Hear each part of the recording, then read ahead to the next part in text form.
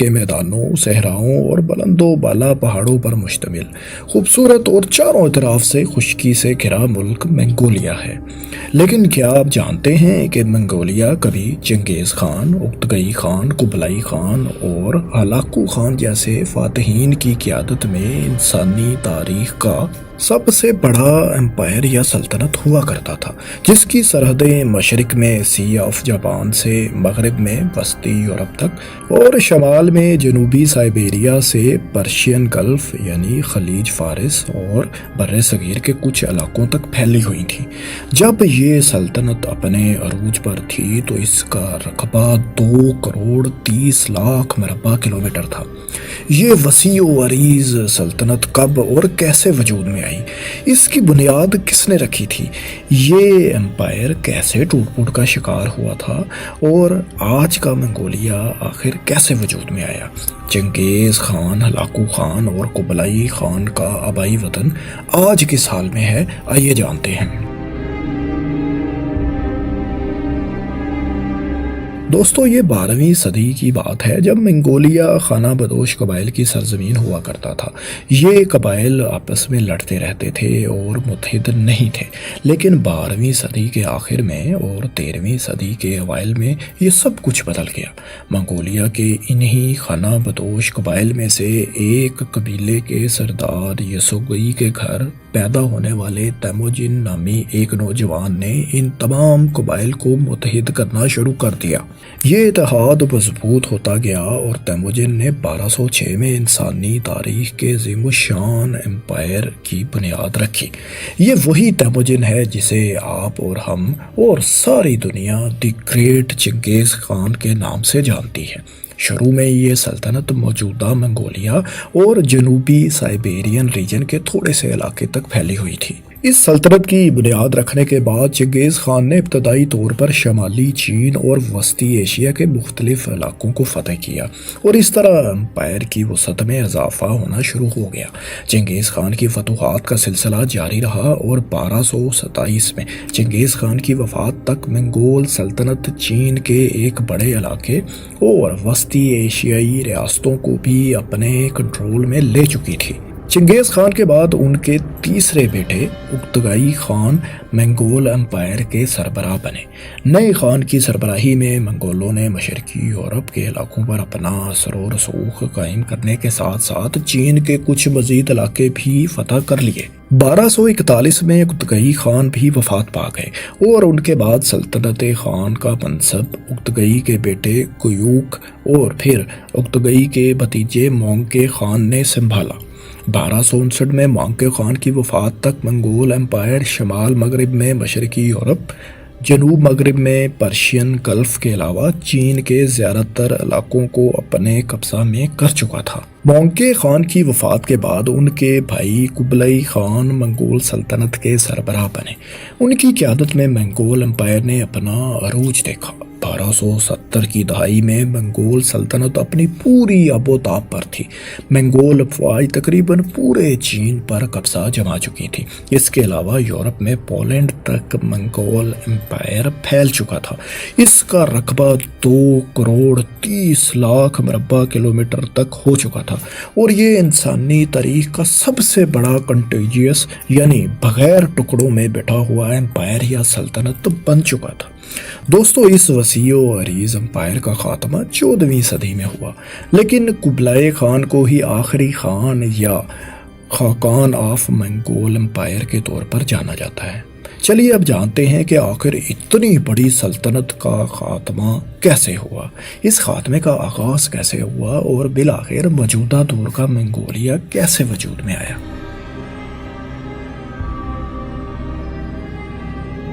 دوستو، منگول سلطنت چنگیز خان کی وفات کے بعد پھیلتی تو رہی، لیکن اندرونی طور پر اختلافات کا شکار بھی ہوتی جا رہی تھی، جس کے اثرات آنے والی دہائیوں میں نظر آئے اور یہی اختلافات بعد میں منگول امپائر کے خاتمے کا باعث بھی بنے۔ ہوا کچھ یوں کہ 1227 میں چنگیز خان کی وفات تک منگول سلطنت کی 2 نیم خود مختار ریاستیں مغرب میں وجود میں آ چکی تھیں۔ یہ سلطنتیں مکمل طور پر آزاد نہیں تھیں۔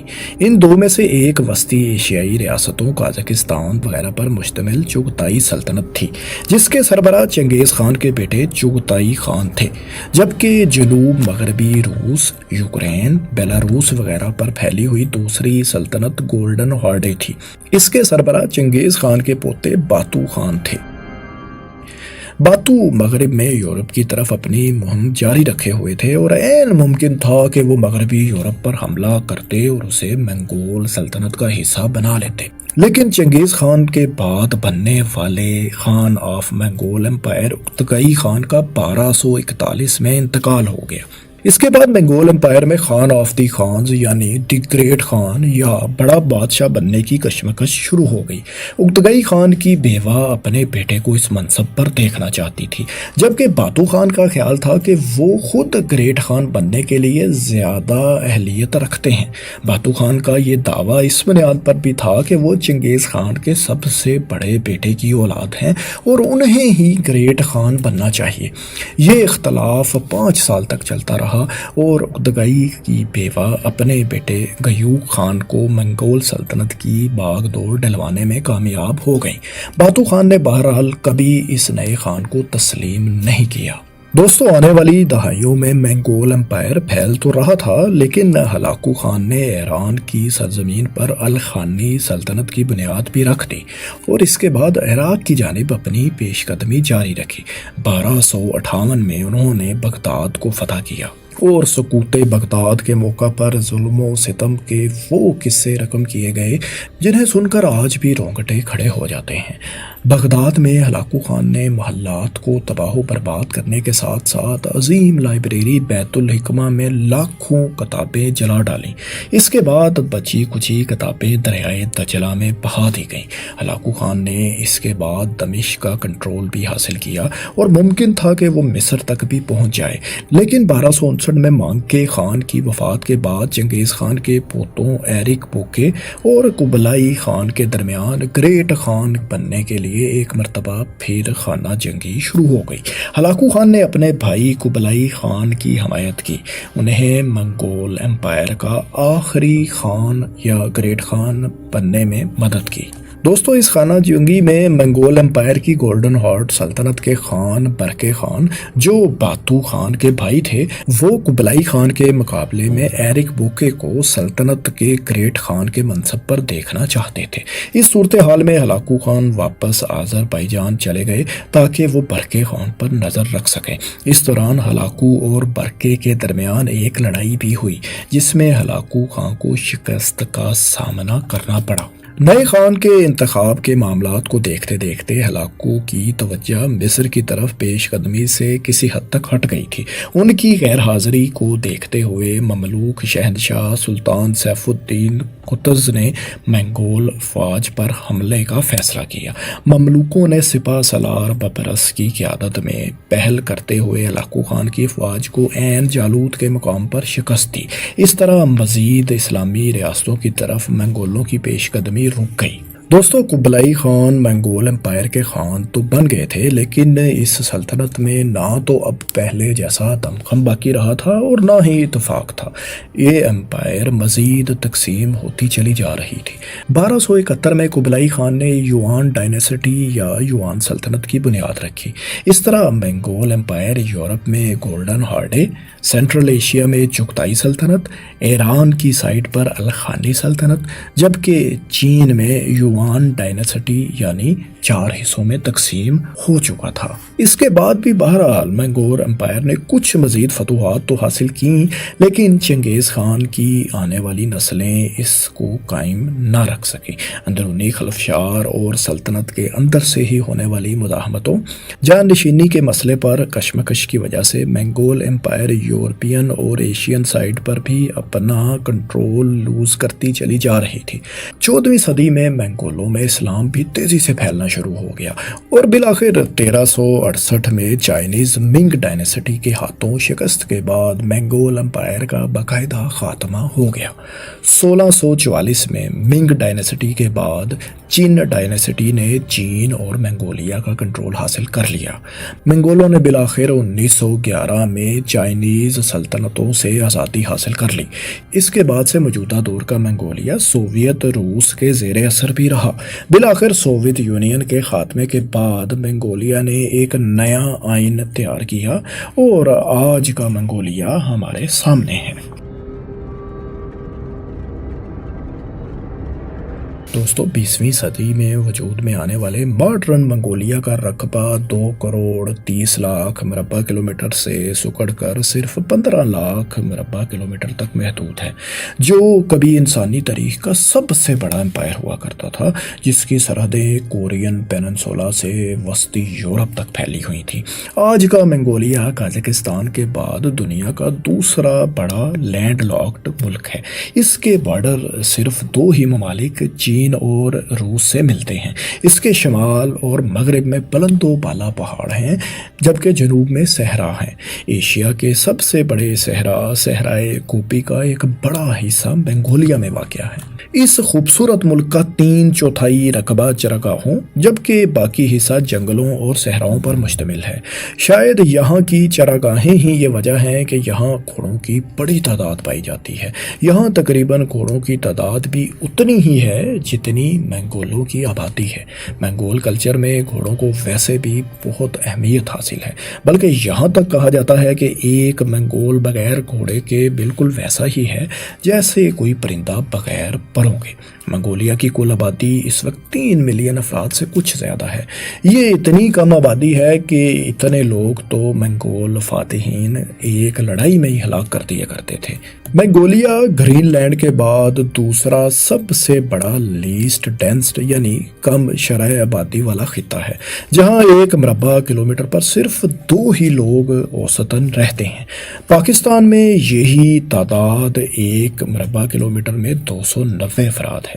یہاں آپ یہ بھی جان لیں کہ دنیا میں سب سے زیادہ ڈینسلی پاپولیٹڈ ملک سنگاپور ہے، جہاں 1 مربع کلومیٹر میں اوسطاً 7575 افراد رہتے ہیں۔ دوستو عظیم منگول امپائر کے بڑے شہنشاہوں چنگیز خان، قبلائی خان نے آنکھ تو موجودہ دور کے منگولیا میں ہی کھولی تھی، اور یہ بھی درست ہے کہ سلطنت منگول کی بنیاد بھی اسی منگولیا میں ہی رکھی گئی تھی، لیکن آج ان کی قبریں کہاں ہیں اس بارے میں پورے وثوق سے کچھ نہیں کہا جا سکتا۔ ان کا سراغ آج تک نہیں لگایا جا سکتا۔ ایک اور دلچسپ بات یہ بھی جان لیں کہ آج بھی دنیا میں ہر 200 میں سے 1 مرد چنگیز خان کی نسل میں سے ہے۔ منگول آج بھی اپنے عظیم بادشاہوں پر فخر محسوس کرتے ہیں، جو کبھی دنیا کے ایک بڑے حصے پر حکمرانی کیا کرتے تھے۔ چنگیز خان کا 40 میٹر بلند مجسمہ آج بھی منگولیا میں دیکھا جا سکتا ہے۔ اتگئی خان اور قبلائی خان کے مجسمے منگولیا میں مختلف جگہوں پر نصب ہیں۔ اس کے علاوہ منگولیا کی کرنسی پر بھی چنگیز خان کی تصاویر موجود ہیں۔ منگولیا کی تقریباً 59% آبادی کی عمر 30 سال سے کم ہے۔ منگولیا کا دارالحکومت اولان باتور ہے اور اسے دنیا کے سرد ترین دارالحکومت کے طور پر بھی جانا جاتا ہے۔ یہاں اوسطاً سالانہ درجہ حرارت -1.3 ڈگری سینٹی گریڈ رہتا ہے، جو جنوری کے مہینے میں -40 تک بھی چلا جاتا ہے۔ اولان باتور کے ٹھنڈے ہونے کی وجہ سائبیرین ریجن کے قریب واقع ہونا ہے۔ اور دلچسپ بات یہ بھی ہے کہ منگولیا کی کل آبادی کا تقریباً 50% دارالحکومت یا اس کے آس پاس ہی رہتا ہے، جبکہ باقی منگول آج بھی زیادہ تر خانہ بدوش ہی ہیں۔